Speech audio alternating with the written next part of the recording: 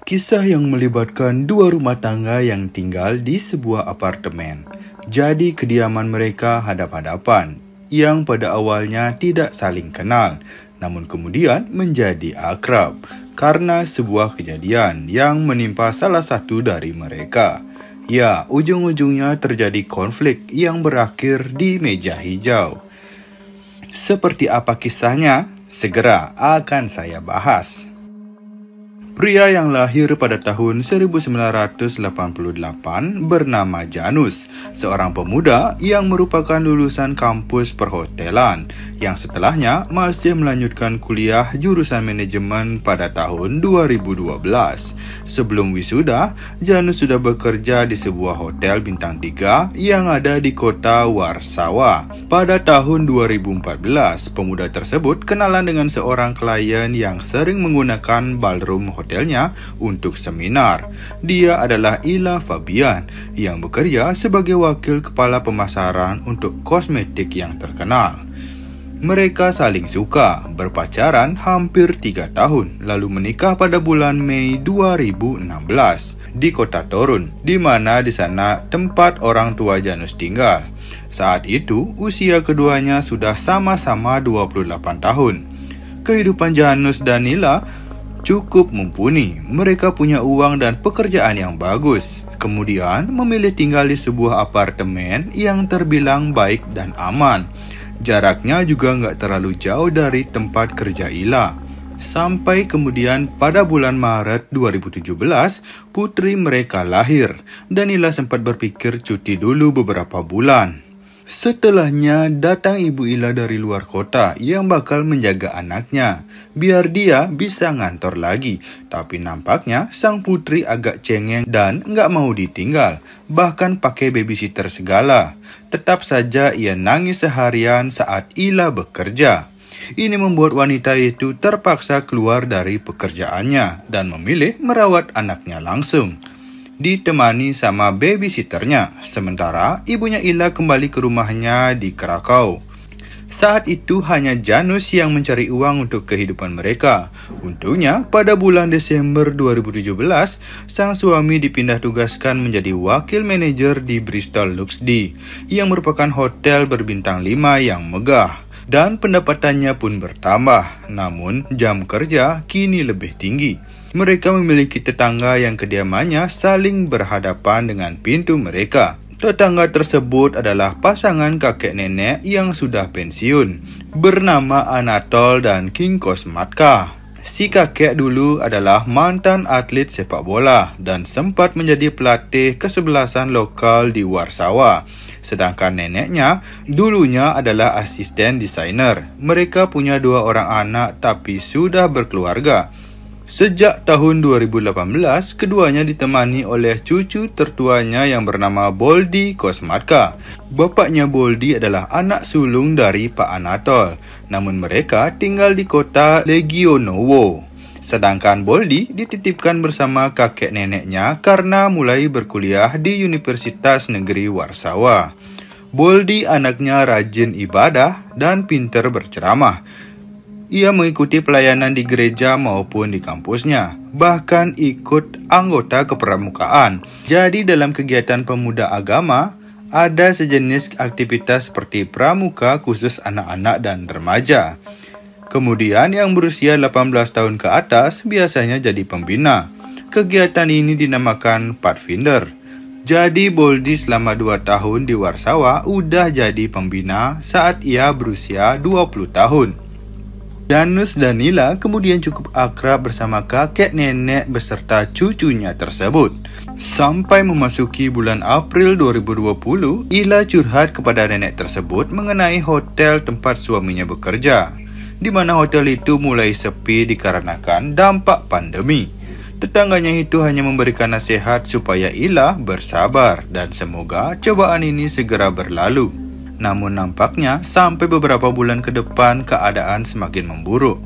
Bristol mencoba menerapkan protokol kesehatan yang ketat dan memberikan harga diskon untuk tiap kamarnya supaya hotel tersebut tetap punya tamu guna menutupi biaya operasional.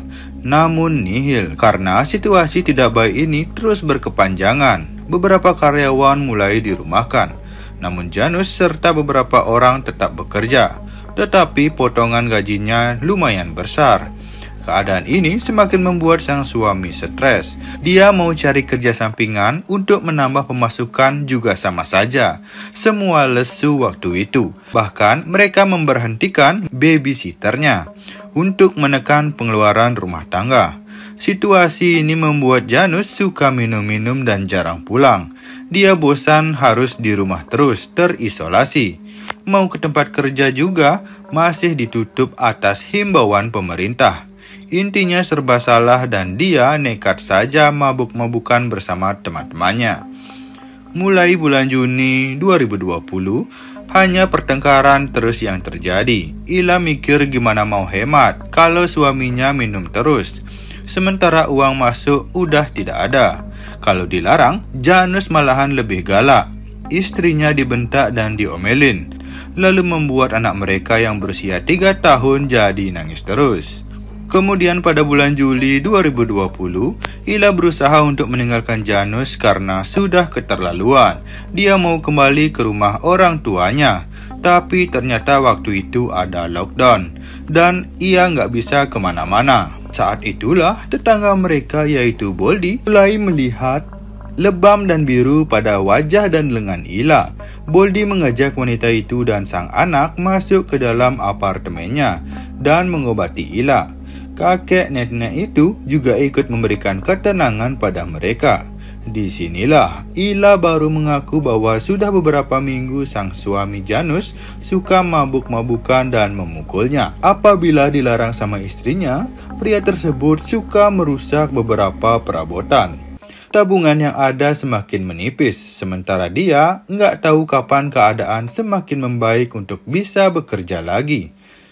Maka kemudian Ila dan putrinya bersembunyi di apartemen keluarga kosmetika tersebut. Mereka tidur di kamar milik Boldi, sementara pemuda itu tidur di sofa ruangan tamu. 2 hari kemudian ternyata Janus tahu istri dan anaknya bersembunyi di rumah tetangga depan mereka. Pria itu ngamuk dan menggedor-gedor apartemen keluarga kosmetika. Mereka semua pasang badan untuk membela Ila dan putrinya. Namun karena takut, Ila akhirnya pulang juga. Ternyata malamnya Janus ngamuk lagi dan mengkasari sang istri. Kali ini anaknya pun gak luput dari amarah sang ayah. Ila pergi lagi ke rumah keluarga kosmetika tersebut. Dan Janus sekarang malahan ikut membuang semua pakaian mereka keluar apartemen. Tetangga mereka tersebut menyuruhnya untuk tinggal di sana aja dulu sampai keadaan membaik dan mereka pun menurut. Pada 17 September 2020, ternyata bibinya Boldi, anak nomor 2 kakek Anatol yang bernama Agatha Gorka, dirawat di rumah sakit daerah Koncowa. Ini berjarak 14 km dari kediaman mereka. Nenek seringnya bolak-balik ke sana untuk menemani putrinya tersebut selama dalam perawatan. Sementara Boldi sudah mulai berkegiatan lagi bersama rekan-rekannya di gereja. Begitu juga dengan Ila yang sudah baikan dengan suaminya. Lalu ia pun pulang ke rumah. Sampai pada Minggu sore 20 September 2020. Sepulang dari acara kepemudaan di gereja, Boldi yang baru keluar dari lift apartemen bertemu dengan Janus yang sedang mencari istrinya. Pria itu sempat nanya sama Boldi, "Ila ada di rumah kamu nggak? Udah 2 jam pergi, nggak balik-balik."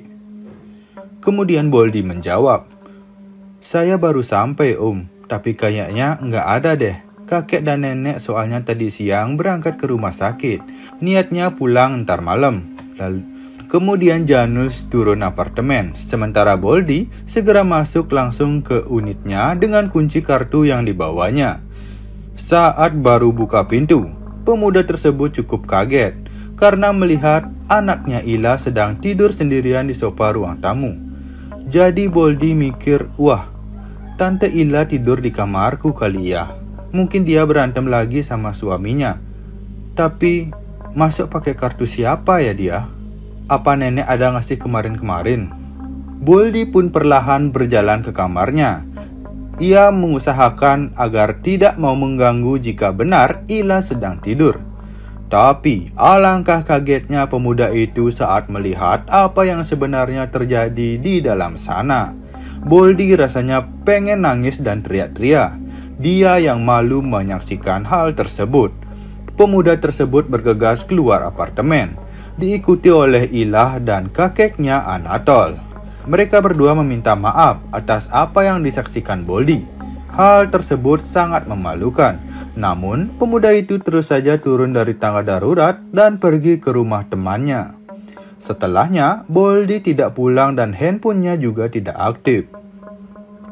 Pada Kamis pagi 24 September 2020, sang nenek mulai resah karena nggak ada kabar dari Boldi di beberapa hari dan niatnya mau lapor polisi saja.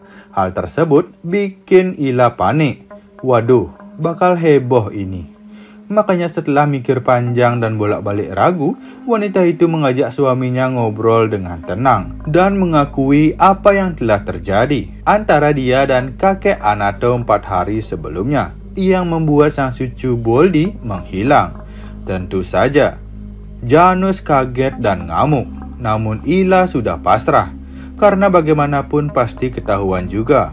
Saat itu, Ila beralasan perubahan diri suaminya lah yang membuat dia berpaling, sementara kakek Anatol selalu welcome dan memberikan kenyamanan yang sudah lama tidak ditunjukkan Janus. Namun nampaknya tetap sang suami marah kemudian pergi keluar apartemennya entah kemana. Malam harinya, kakek Anatol dan sang istri kembali ke rumah sakit menjenguk anaknya. Namun kali ini nenek berniatan untuk menginap dan menjaga Agatha. Dia menyuruh suaminya untuk pulang saja. Siapa tahu Boldi sudah ada di rumah. Lagian, ayahnya Boldi juga datang besok subuh untuk ikut mencari putranya. Waktu dalam perjalanan pulang dengan menyetir mobil sendirian di area sepi jalanan Cemarak 2, mobil kakek Anatol tiba-tiba ditabrak dari belakang oleh mobil lainnya. Segera ia berhenti dan keluarlah seorang pria, yaitu Pak Janus, mendekati kakek Anatol.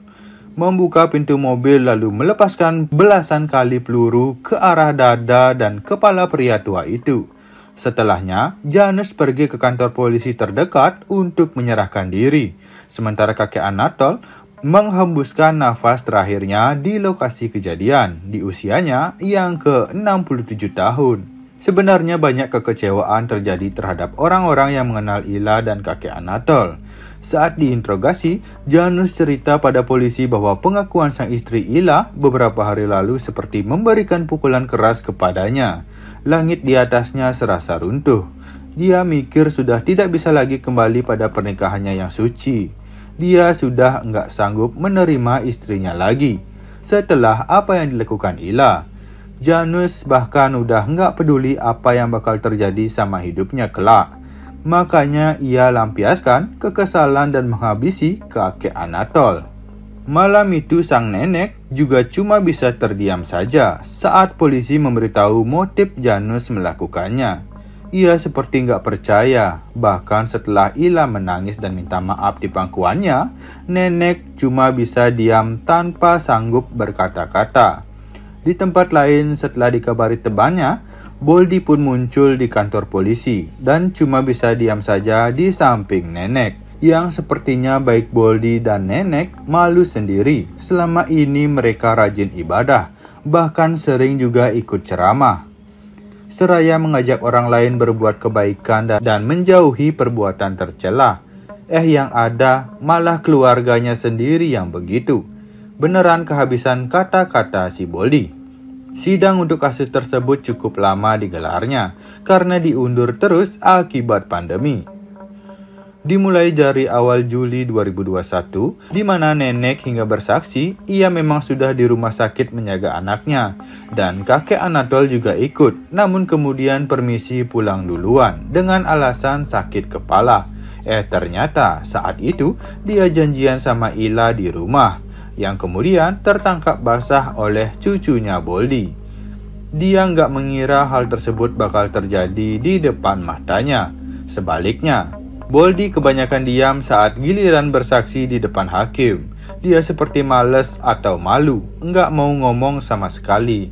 karena akan membuka pikirannya untuk mengingat kejadian di hari tersebut. Boldy nggak suka bahas hal itu, makanya kemudian jaksa dan hakim mengizinkan pemuda tersebut untuk tidak bersaksi, sementara Janus ikhlas saja dan tidak melakukan pembelaan diri. Bahkan pengacaranya juga sempat kesal karena pria tersebut terlalu pasrah.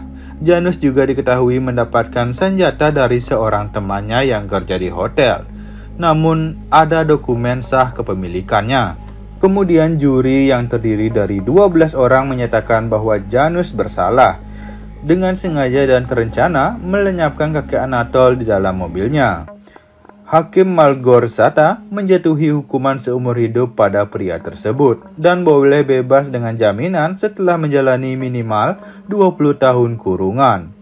Malgorzata juga menyatakan bahwa sidang kali ini termasuk yang paling tenang, hampir tidak ada perdebatan, namun cukup banyak air mata yang mengalir. Secara perlahan beberapa orang sempat menyarankan Nenek hingga untuk melakukan tuntutan terhadap Ila atas perbuatan tercela di rumahnya. Namun wanita tua itu mengaku tidak ingin menghukum orang lain, biar saja nanti Tuhan yang menghukumnya. Pada bulan Oktober 2021, Ila dan Janus resmi bercerai, serta hak asuh putri mereka yang berusia 5,5 tahun jatuh kepada ibunya Janus. Ila hanya boleh menengok anaknya 2 bulan sekali, sementara Boldy kemudian pindah dari apartemen neneknya yang bikin dia trauma. Pemuda itu tinggal di sebuah asrama kecil di belakang kampus. Kemudian nenek menjual apartemennya dan hidup bersama Agatha beserta keluarganya di Koncowa. Namun setiap hari Minggu dia masih beribadah di gereja lamanya untuk bisa ketemu dengan cucu kebanggaannya, yaitu si Boldy. Bagaimana menurut kamu tentang kisah ini? Tulis pendapatmu di kolom komentar ya guys.